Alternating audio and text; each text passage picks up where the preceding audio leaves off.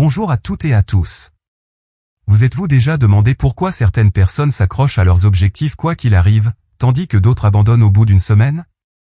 Et si je vous disais que la différence n'est ni le talent et ni la chance, mais la discipline?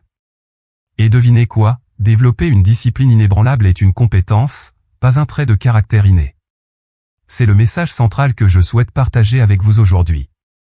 Dans cette présentation, structurée en plusieurs points clés, je vais vous dévoiler des stratégies concrètes, souvent négligées, pour bâtir cette discipline de fer. Mais tout d'abord, et pour illustrer la puissance de ces principes, laissez-moi vous raconter une brève histoire. Rencontrer Sarah. Il y a 1 an, elle était bloquée. Elle voulait créer une entreprise, perdre du poids et remettre de l'ordre dans sa vie, mais elle n'arrivait à rien tenir. Un jour, après un énième régime raté, elle a craqué. « Pourquoi n'arrive-je pas à faire ce que je dis que je vais faire ?» a-t-elle crié. Mais ce qui s'est passé ensuite l'a surprise elle-même. Elle n'a plus attendu la motivation. Au lieu de cela, et c'est le point de départ de notre exploration, elle est tombée sur ces changements simples qui ont transformé sa vie. Aujourd'hui, Sarah se lève à 5 heures du matin, dirige sa propre entreprise et se sent plus vivante que jamais. Comment a-t-elle fait? Plongeons-nous ensemble dans les différents aspects que vous devez connaître. Premièrement, commencez petit, mais restez constant. Voici la vérité, et c'est un point crucial, la plupart des gens échouent parce qu'ils commencent trop grand. Ils se fixent des objectifs irréalistes dès le départ, ce qui mène inévitablement au découragement. Vous n'avez pas besoin de courir 8 km le premier jour ou de méditer pendant 1 heure. Choisissez plutôt une petite habitude, quelque chose de facile à intégrer, et engagez-vous à la faire quotidiennement. Pourquoi ça marche? Parce que la constance renforce la confiance en soi. Chaque petite action réussie est une victoire qui alimente la suivante. Souvenez-vous de Sarah, elle a commencé par seulement 5 minutes de journalisation chaque matin. Cette petite victoire, apparemment insignifiante, lui a donné de l'élan, et bientôt elle atteignait des objectifs plus importants. Alors, je vous pose la question, quelle est votre habitude de 5 minutes? Quels petits pas concrets pouvez-vous faire dès aujourd'hui? Deuxièmement, éliminez les décisions. Voici un secret que les personnes très performantes connaissent bien, la volonté, cette fameuse force mentale, est surestimée. Elle est limitée et se fatigue au cours de la journée. La discipline, elle, prospère lorsque vous supprimez la prise de décision superflue. Pensez Y, qu'est-ce qui vous draine le plus d'énergie? Décidez quoi manger ou quoi porter chaque matin, ou simplement le faire parce que c'est déjà planifié. Créez des systèmes. Préparez vos vêtements la veille, planifiez vos repas pour la semaine. Lorsque les décisions disparaissent pour les tâches routinières, votre énergie mentale est libérée pour vous concentrer sur le maintien de votre discipline dans les domaines qui comptent vraiment. Troisièmement, la règle des 2 minutes. Ce principe, je crois, change véritablement la donne face à la procrastination. Si quelque chose vous semble insurmontable, une montagne à gravir, engagez-vous à le faire pendant seulement 2 minutes. C'est tout. Vous n'avez pas envie de faire de l'exercice? Très bien, faites juste 2 minutes d'étirement. Vous avez du mal à ranger votre chambre? Passez 2 minutes à ramasser le désordre. La magie, c'est que vous finirez généralement par vous sentir suffisamment engagé pour continuer.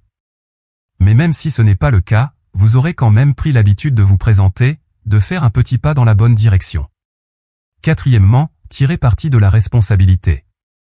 Question rapide et sincère, quand avez-vous parlé de vos objectifs à quelqu'un pour la dernière fois? Des études montrent que partager vos engagements avec d'autres vous rend 65% plus susceptible de vous y tenir.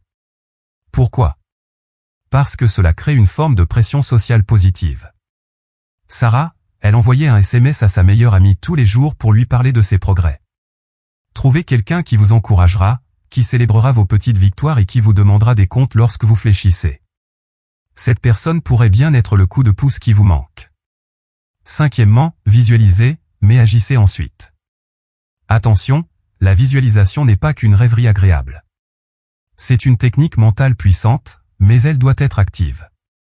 Imaginez votre objectif de manière vivante, ressentez les émotions positives associées à sa réalisation. Mais voici le point crucial, vous ne pouvez pas vous arrêter là. La visualisation doit être immédiatement suivie d'une action concrète, même petite. Sarah s'imaginait comme une entrepreneuse à succès, mais elle ne se contentait pas de rêver, elle travaillait sur son plan d'affaires. Le fait de voir son succès dans son esprit la maintenait motivée lorsque le vrai travail devenait difficile et demandait de la persévérance. Sixièmement, récompensez-vous judicieusement. Vous êtes-vous déjà demandé pourquoi nous travaillons plus dur pour des récompenses?